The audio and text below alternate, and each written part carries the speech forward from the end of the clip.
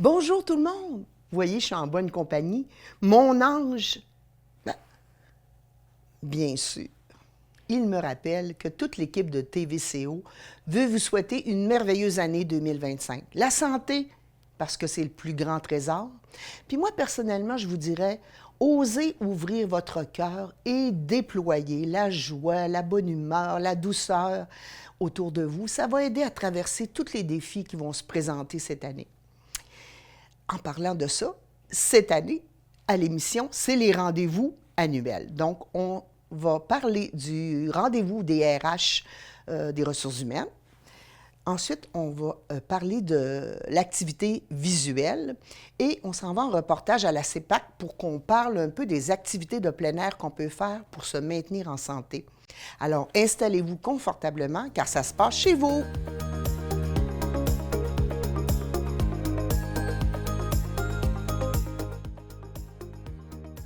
Bonjour tout le monde.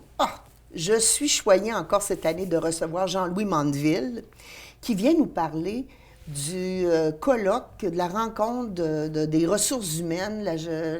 Comment tu appelles ça? Donc, le rendez-vous en gestion des ressources humaines de Charlevoix. Écoute, je m'amuse à jouer un peu là-dessus parce que ça fait déjà plusieurs années que c'est un rendez-vous annuel. Fait que déjà combien d'années, Jean-Louis? C'est la 22e édition cette année. Wow! 22 ans que cet événement-là a lieu à Charlevoix, la plupart du temps au Manoir Richelieu.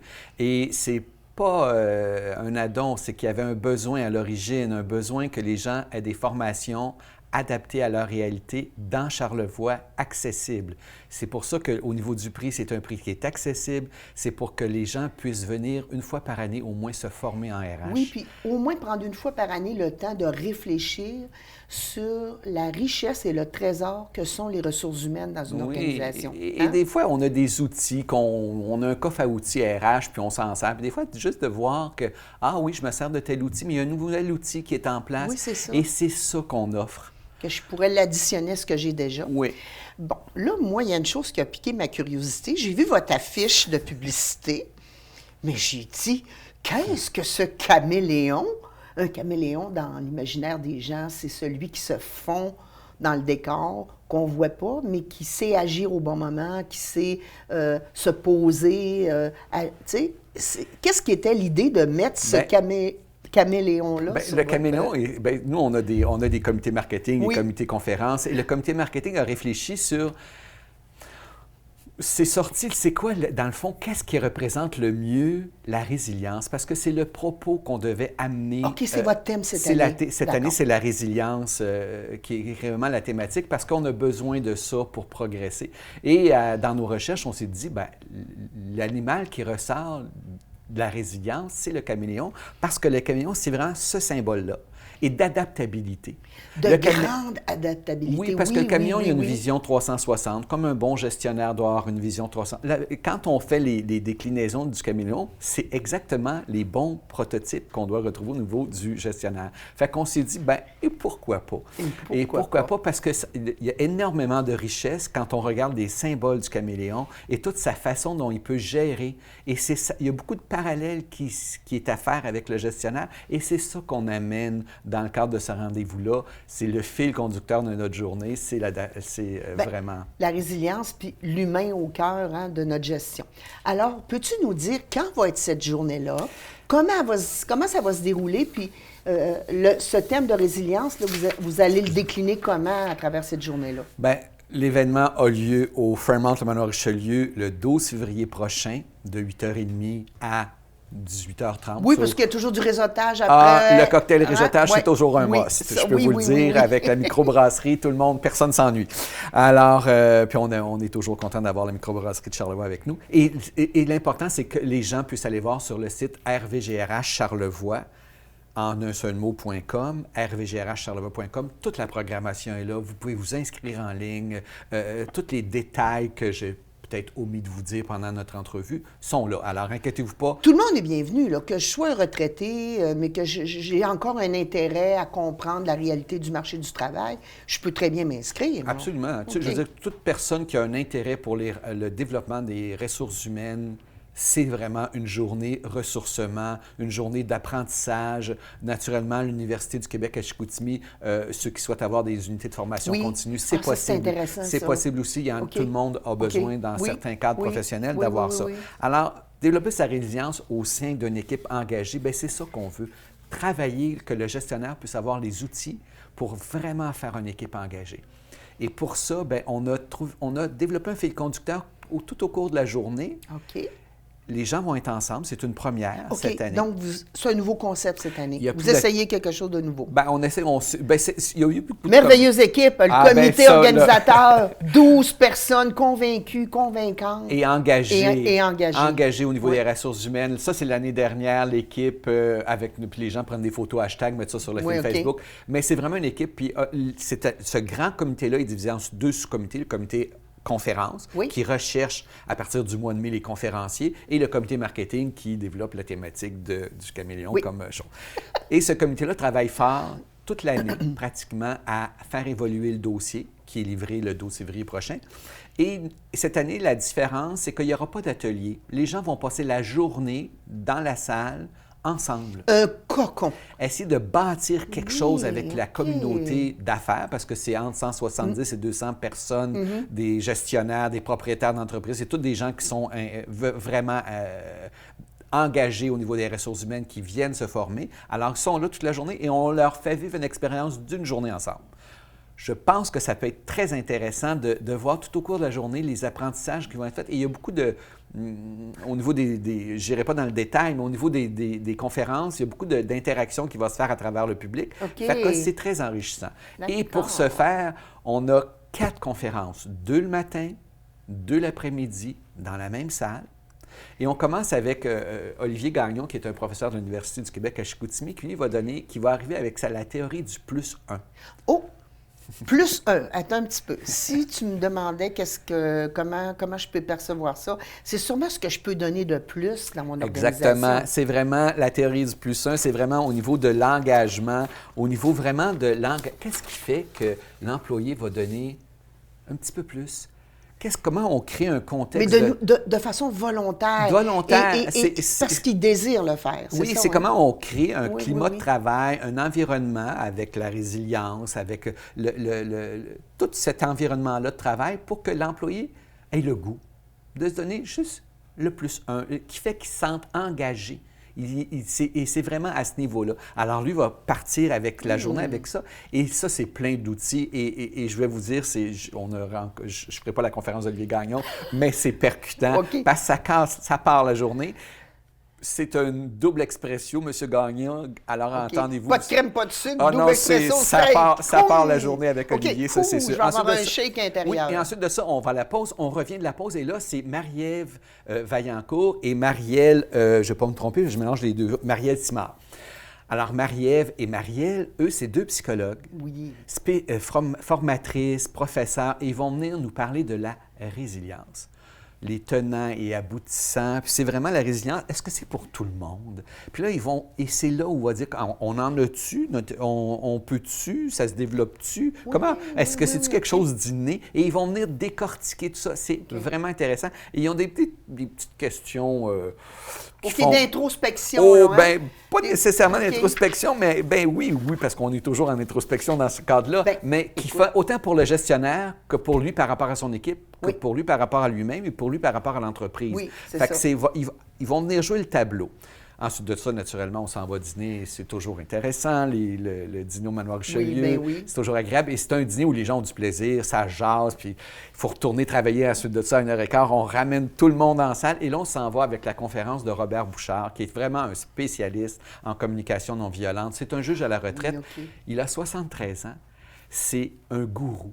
Et lui, vraiment, c'est « et si on remettait l'humain au centre ?» Et lui va venir parler de tout ce qui s'appelle...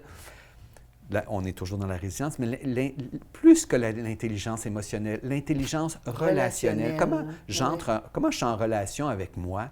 Puis comment je peux entrer? Si je suis en relation avec moi, comment je rentre en relation avec mes partenaires, mes employés, mes gestionnaires, l'entreprise? Alors, il va venir travailler ça avec les participants. Puis ça, c'est vraiment, je trouve, un trésor à découvrir. Tu sais, moi, je suis spécialiste dans les profils NOVA, c'est les profils relationnels. La clé dans une organisation, mais la clé dans nos relations en général, c'est de se comprendre soi-même. Exactement. Puis identifier qui est l'autre. Puis s'ajuster comme le caméléon. Si on veut être dans un truc gagnant-gagnant, il faut s'ajuster. Absolument. Puis ça ne veut pas dire s'ajuster pour moi de mettre de l'eau dans notre vin. Ça veut dire remplir chacun notre coupe, puis qu'on puisse trinquer. L'authenticité. Et vraiment, à ce niveau-là, je pense qu'après la conférence de M. Bouchard, il n'y a pas personne qui ne peut pas avoir bougé au niveau de lui-même. Il y a une façon d'aborder les choses où on se remet en question. Et c'est bon de se remettre en question. Et M. Bouchard est là pour ça. On part à la pause. On est un peu... Là, oui, on est un peu... bouleversé ça a bougé, oui, ça a bougé. Ça bouge. Et c'est bon que ça bouge. C'est bon. Il faut sortir de notre zone de confort une fois de temps en temps. Exactement, parce que notre zone de confort nous laisse dans nos vieux schémas. Oui, puis les vieilles pantoufles, il faut tasser ça. Et ensuite de ça, là, on s'en va avec ce que j'appelle... c'est une machine, Benoît Chalifou. Et Benoît Chalifou, lui, va venir travailler au niveau des équipes. Comment on bâtit des équipes résilientes? Alors là, on est allé vraiment dans l'introspection. Là, on s'en va dans le macro, on s'en va dans le plus grand. Et comment bâtir des équipes résilientes? Et là, Benoît, c'est quelqu'un qui est un passionné des RH. C'est un formateur, c'est un professeur. Il a étudié en Europe, tout ça. Mais il y a une façon de livrer son discours. Et là, ça termine vers 16h30, mais ça peut déborder aussi parce que quand Benoît prend la scène... On sait quand ça commence, on ne sait pas tout à fait quand ça va finir. On veut que ça finisse, là, mais si ça déborde, c'est pas grave parce que c'est tellement intéressant et il est passionné. Et nourrissant, probablement. Il nous transmet sa passion. Et quand on sort d'une conférence de Benoît, bien, c'est sûr qu'on est transporté et c'est ça qu'on doit porter à l'intérieur de nous. Et ensuite de ça, bien, les gens sortent. Et là, la microbrasserie nous offre une petite bière, un petit mocktail de Desjardins. Et là, vous avez du temps. Vous prenez votre temps, puis il y a des bouchées pour réseauter, puis rencontrer les gens, puis échanger sur ce qui s'est passé. Alors, ça se termine quand ça se termine.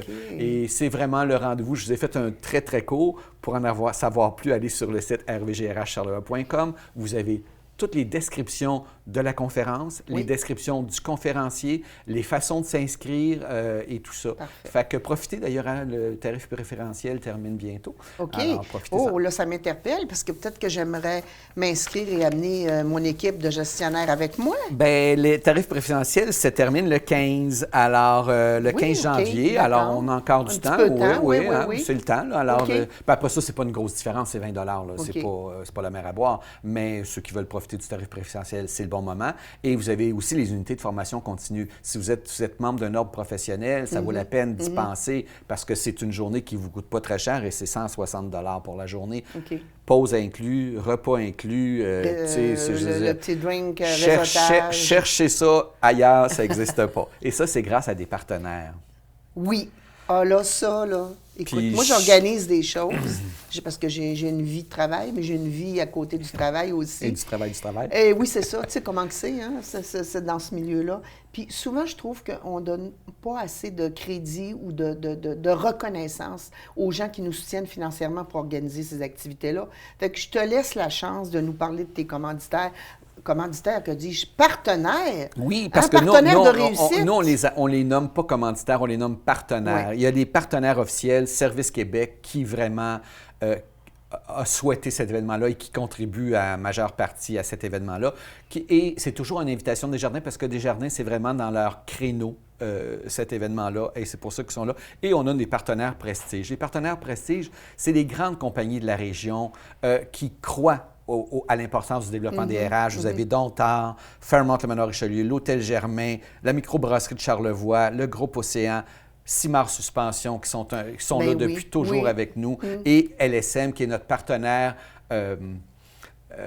vidéo, Oui, tout OK. ce qui est la technique, parce qu'on n'aurait pas moyen de se payer tout ce qu'on a sans LSM, je dois vous dire. Et les partenaires associés, vous avez vu l'équipe tantôt sur Oui, oui, les ben oui. écrans. Je les nommerai pas toutes, mais tu as Avins, le Centre de formation, Appui Charlevoix, les deux MRC, Promutuel, la SADC, Tourisme Charlevoix et l'UQAC. Ils sont pas là pour rien parce que ces gens-là ont une expertise en RH. C'est eux qui forment le comité et c'est grâce à eux qu'on est là. Et naturellement, on a nos partenaires médias réguliers qui sont avec nous. Fait que à ce moment-là, je veux dire, cet événement-là, c'est grâce à eux, grâce à notre comité. Puis le comité, tu sais, moi, je suis coordonnateur de tout ça, mais je vais vous dire que sans le comité, je ne ferais pas tout ça. Alors, on a un comité Non, qui a une c'est expertise, tu sais, des gens comme Lydie Guy de Promutuel ont une expertise en RH. Oui. Tu sais, c'est des gens, les MRC ont une expertise, Tourisme Charlevoix, son expertise au niveau de toutes les entreprises touristiques. Alors, et nos beaux partenaires, et puis on est toujours content de renouveler avec eux à chaque année. Alors, c'est un rendez-vous de la gestion des RH, 22e édition. Le 12 12 février. Ah, il me semble qu'on va déjà être dans une dimension d'ouverture de cœur, Ouais, puisqu'on oui. va s'approcher de la Saint-Valentin. Exactement. Alors, allez vous inscrire. Je vous invite. Je pense que cette année, en tout cas, tu m'as donné le goût là, d'y Je peux retourner. vous dire que c'est pas un petit caméléon pour rien. Merci Jean-Louis d'être venu. Ça me fait plaisir, encore une fois.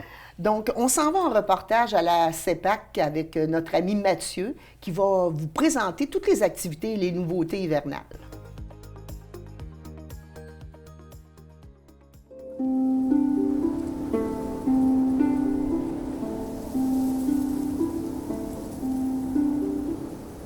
Merci André Rouleau de nous avoir reçus aujourd'hui à la CEPAC. On vient parler avec vous des nouveautés qui sont disponibles dans les deux parcs nationaux de Charlevoix cet hiver. Qu'est-ce que vous offrez de nouveau cette année à la population de chez nous? Haute-Gorge. On commence par le Haute-Gorge, où est-ce qu'on est aujourd'hui. La grande nouveauté, en fait, c'est la location de fat bike électrique. OK. L'Équerre est un attrait important au Parc national des Hautes-Gorges, mais c'est à 8 km à partir du stationnement et puis de l'accueil. C'est un secteur qui est situé dans une portion particulière de la rivière? Oui, c'est ça. Si on longe la rivière en amont, à 8 km de l'accueil du draveur, on a un beau point de vue sur la rivière. La rivière fait un 90 degrés. On a un refuge là-bas, chauffé, pour accueillir les gens. Ça se faisait en ski de fond. On trace en ski de fond d'ailleurs avec un équipement, ce qui nous donne des très belles conditions de ski. On offrait aussi du fat bike conventionnel. Oui. Mais là, cette année, on a fait l'acquisition de 7 fat bikes électriques qui facilitent beaucoup les choses. Ça, c'est la nouveauté cette année. Question de donner un peu plus d'adrénaline. Bien, en fait, donner une opportunité à des gens peut-être un peu moins en forme. On sait que le fat bike, quand même, ça demande beaucoup d'énergie. Oui. Le fat bike électrique, ça facilite beaucoup les choses. On a pu l'expérimenter ensemble tantôt. Ça donne un beau plaisir. Oh oui, une impression de vitesse aussi là, qui est réelle.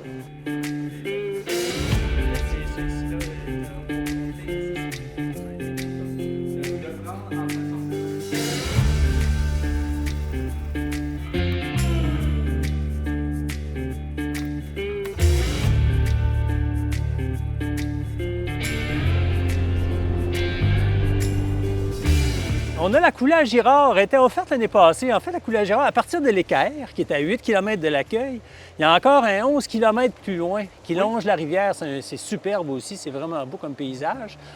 Cette partie-là est offerte uniquement soit en ski nordique, à pied, lorsque c'est bien tapé, en raquette.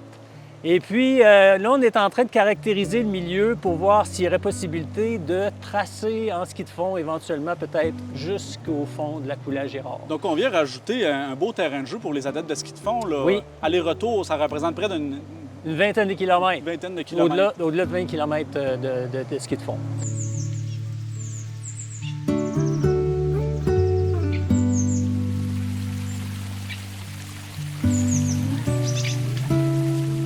Qu'est-ce qui se passe du côté des Grands Jardins?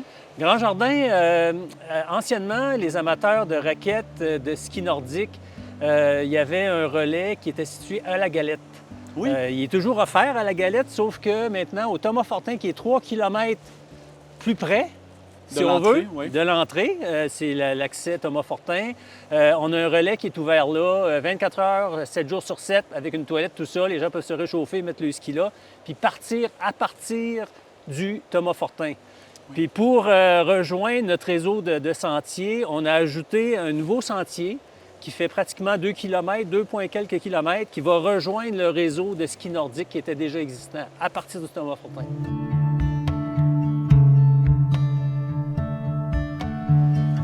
Une autre nouveauté aussi, c'est que à partir de ce 2 km-là, on a accès à un nouveau point de vue sur une montagne qui est derrière le Thomas Fortin. C'est un secret bien gardé, ce sommet-là. Ça nous donne une vision 360 là, sur toutes les montagnes. On voit pratiquement d'après moi, on voit jusqu'au camp Mercier à partir de ce point de vue-là. Est-ce que c'est accessible aussi en raquette? Oui, absolument. OK. Oui, raquette, ski nordique. Et puis, lorsque c'est bien tapé, ben là, c'est sûr qu'il n'y a pas neigé depuis longtemps, là, ça va être possible à pied avec des crampons, éventuellement, mais c'est sûr, il faut prévoir des raquettes minimalement pour se rendre dans ce coin-là. Donc, de belles activités pour toute la famille au courant de l'hiver à venir. Oui. Oui, puis ça s'ajoute en fait au Haute-Gorge, ça s'ajoute à la glissade qu'on a ici en arrière. La patinoire, nos gens sont en train de travailler pour aménager la patinoire qui devrait être prête. En tout cas, on espère. Les conditions sont un peu... Hasardeuse. En dents de scie, si on veut. Là. Fait qu'on on va se mettre à préparer la patinoire d'ici quelques jours. Fait qu'on espère pouvoir patiner d'ici peut-être 1 semaine, 2 semaines. On va voir selon les conditions.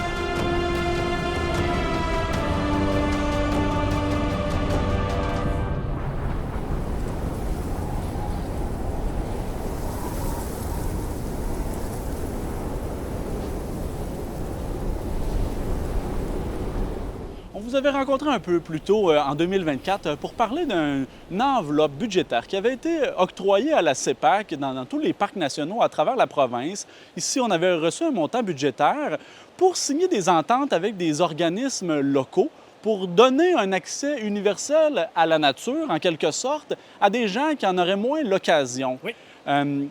6 mois plus tard, on se rencontre aujourd'hui à nouveau. Qu'est-ce qui est advenu de ce montant-là? Avez-vous signé des ententes avec des partenaires dans la région? On a 4 ententes de signer avec des partenaires. Il y a des petits groupes qui sont venus au parc Grand Jardin Haute-Gorge. C'est toujours en cours. Il y a encore de l'argent disponible pour que les gens puissent accéder via des organismes à nos parcs nationaux. Et puis, bien, je réinvite vraiment ces organismes-là à nous contacter puis vraiment à signer une entente. C'est très simple, en fait. Les gens organisent une visite, on signe une petite entente, ils engagent le transporteur nous envoie la facture directement au parc, puis that's it, that's all. Donc, ça peut être des nouveaux arrivants, par exemple, des organismes qui viennent en aide à des différentes populations. Absolument. Des gens qui ont moins accès à la nature, pour qui c'est plus difficile un peu, bien, ça facilite les choses, ça leur permet de découvrir ces beaux territoires-là.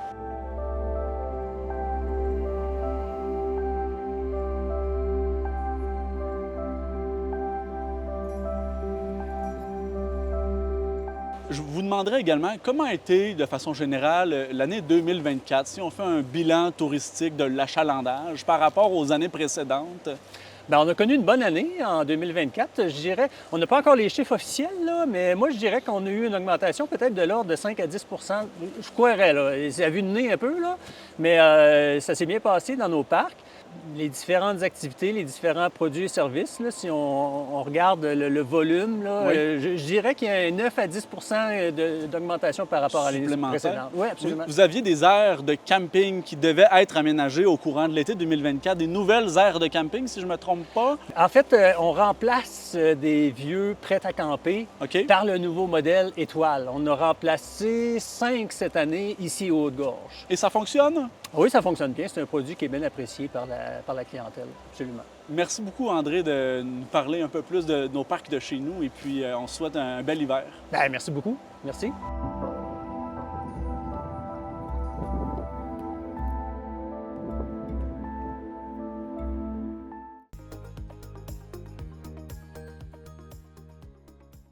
Bon, moi, je suis tellement privilégiée parce que 3 ans d'animation à l'émission, ça se passe chez vous. Ça me permet d'avoir des rendez-vous annuels et je reçois la belle Flore Bruno du Centre des femmes de Charlevoix. Merci. Donc, c'est toujours un plaisir de t'avoir à mon émission parce que c'est toujours un bel événement que tu viens nous présenter ce qu'on appelle visuel. Oui.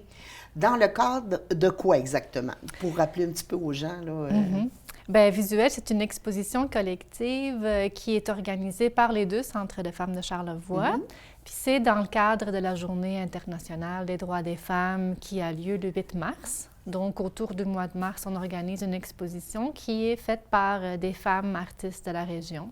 Donc, moi, j'ai déjà participé une fois. Mes activités personnelles, souvent, je me dis, je vais m'inscrire cette année. Bon, parce que dans le fond, toutes les femmes peuvent s'inscrire et on n'est pas obligé d'avoir un talent particulier. Non, pas du tout. Puis, on peut s'exprimer de toutes sortes de façons, hein, c'est ça? Oui, c'est ça. Tout est possible. Des sculptures, des poèmes, des peintures, des dessins, des collages. Tout est accepté. Il faut que ça soit autour du même thème, par contre. Alors, cette année, parce que je sais que c'est toujours un challenge pour les 2 centres des femmes d'avoir un thème des fois commun ou des fois vous en avez chacun un de chaque côté aussi. Alors, cette année, est-ce qu'il y a un thème en commun? On a un thème en commun. On essaye de le faire maintenant en commun. Puis, on choisit le thème suite à des discussions avec des femmes, autant dans l'Est que dans l'Ouest. OK. Ce qui est sorti cette année, c'est la liberté d'exister. Oh, liberté d'exister, c'est très... ça peut être très inspirant comme thème. Oui, vraiment. Là. Puis c'est vraiment un thème qui a été créé, qui a été choisi par les femmes de Charlevoix. On avait parlé beaucoup de le besoin de pouvoir être qui on est, parce que quand on regarde autour de nous, la situation des femmes, bien, il y a beaucoup des effets négatifs quand même. Ouais. Là. Il y a beaucoup de violence, Ouais. autant dans les guerres que même ici, dans Charlevoix, il y a de la violence aussi vécue Ouais. par des femmes. Oui. Donc, on s'est dit, on a-tu le droit de juste être qui on est, d'être respecté comme on est? Et c'est de là que le thème de la liberté d'exister est arrivé. Là. OK. Pour les gens qui sentiraient une petite attirance à s'inscrire, il faut qu'ils s'attendent à quoi? Comment ça fonctionne, l'inscription? Puis comment on fait le processus? Tu sais, mettons que moi, là, j'ai jamais trop fait d'œuvre d'art. Parce que, mais il faut comprendre, c'est pas une œuvre d'art tellement qu'une œuvre d'expression. Tout Hein? à fait. C'est Hein? le message autour de la liberté d'exister qu'on veut partager avec la population de Charlevoix. Donc, en fait, les gens ont, les femmes ont jusqu'au 30 janvier pour s'inscrire et jusqu'au 20 février pour livrer leur œuvre. Et là, on a des fiches d'inscription au Centre des femmes. On peut envoyer un petit courriel pour les recevoir par courriel. Ça coûte 15 $ l'inscription. Puis après, on commence à créer. Puis moi, je m'attends à avoir l'œuvre le 20 février et un petit texte qui explique un peu c'est quoi la démarche, comment elle s'est prise. Et après, ben c'est ça, le 27 février, il y aura le vernissage, puis l'exposition sera au centre commercial jusqu'au 4 avril. OK. Dis-moi, Flore, est-ce que il y a quelques rencontres de prévues entre les femmes qui vont s'inscrire pour, je dirais, peut-être échanger, s'alimenter, ou mettons que, tu sais, j'aurais le goût, mais je ne sais pas trop dans quoi je pourrais m'exprimer au niveau du thème. Oui. Bien, on a lancé le thème en octobre, donc ça fait quelques mois maintenant que ça a commencé. Il y a eu plusieurs activités. Il y a eu un atelier avec la technique du journal créatif où les gens ont pu justement penser sur le thème, échanger des idées, commencer à créer. Puis là, le 16 janvier, on va avoir une autre rencontre avec l'artiste Caroline Lavoie dans le centre commercial. On va visiter son atelier. Puis c'est vraiment un événement super intéressant pour des femmes qui sont intéressées dans la peinture acrylique, parce qu'elle va donner des conseils, comment appliquer le vernis, comment créer une profondeur dans l'œuvre. Donc là, c'est vraiment un atelier moins sur le thème, mais plus sur la technique. Et là, le 20 février, bon, là c'est sûr que l'œuvre est déjà finie, mais encore là, on va partager notre démarche artistique. Fait que là aussi, il y a beaucoup d'idées différentes de chaque femme qui seront présentées. C'est un bel événement. Moi, je trouve ça merveilleux pour le Centre des femmes de Charlevoix. Là, vous avez un beau partenariat avec le centre d'achat du village. Donc, l'exposition va être là pendant un certain nombre de semaines. Oui. Et moi, je suis toujours ravie. Là, à chaque fois que je vais toujours faire un tour, puis je regarde, puis je me dis, ça m'interpelle toujours de voir d'où la femme est partie pour exprimer le thème. Donc, tu parlais qu'il va y avoir comme un vernissage. Donc, j'imagine que chaque femme va présenter. Comment ça se déroule, le vernissage? Bien, le vernissage, c'est en formule 5 à 7. OK. C'est le 27 février. Les femmes artistes seront là, si elles peuvent, bien sûr, avec des invités. Puis oui, celles qui veulent peuvent présenter leur œuvre. Il y a toujours un petit stress souvent d'une petite peur de venir devant le micro puis de présenter son œuvre, mais finalement, personne n'est ça se passe obligé, toujours là, bien. c'est ça. Non, c'est pas obligé du tout. Parce qu'on veut qu'elle reste libre. Tout à fait. Avec le thème Tout en à plus. fait. On ne mettra pas de pression. Puis, en fait, c'est des beaux moments parce que finalement, majoritairement, toutes les femmes osent le faire. Puis après, il y a des moments d'échange avec le public. C'est vraiment le fun parce que, comme tu disais, c'est pas tant l'œuvre en tant que telle qui est important, c'est le message qu'on veut envoyer. Et ça crée des échanges vraiment super intéressants. Oui, puis pour les gens qui sont jamais allés, donc c'est vraiment au point du L du centre d'achat, là. Vous êtes installé là. Et prenez le temps de lire le petit texte qui accompagne parce que on peut regarder une œuvre, puis bon, on comprendra peut-être pas mais une fois qu'on lit, qu'on a l'intention que la personne avait, tout à coup, on pose un autre regard sur l'œuvre, puis ça nous interpelle aussi personnellement dans notre vision. Puis ça peut être super intéressant. Bien sûr, je trouve que d'aller au vernissage, ça peut être, c'est un plus aussi de reconnaissance de ces femmes-là qui ont osé. Pour certaines, c'est peut-être une première fois qu'ils vont faire quelque chose. Donc, je trouve que c'est un beau moment à vivre. Donc, visuel, une activité annuelle. On peut s'inscrire jusqu'au 30 janvier. Oui. Donc, on peut téléphoner si on n'est pas habilité avec l'Internet ou quoi que ce soit. On peut téléphoner au Centre des femmes. On peut venir chercher des fiches d'inscription au Centre des femmes directement ou on peut écrire un courriel pour les recevoir. Donc, tout peut se faire comme ça. Oui. Et puis, l'inscription jusqu'au 30 janvier, l'œuvre créative jusqu'au 20 février et le vernissage le 27 février. C'est ça. Puis, on a l'atelier le 16 janvier, l'atelier avec Caroline Lavoie le 16 janvier. Merveilleux. Merci, ma chère Flore, d'être venue nous parler de l'exposition visuelle. Et j'ose vous inviter à la maison, chères femmes, à faire un petit plus, puis à vous inscrire, puis à participer à cette activité-là. Ça va vous permettre de vivre un moment aussi personnel de création, puis de pouvoir le partager avec les autres. Alors, merci, Flore, d'être venue nous parler de visuel. Je vous dis à la maison, ça a été une belle émission. Voyez-vous, on a mis l'humain au cœur de tout. Merci d'avoir été là.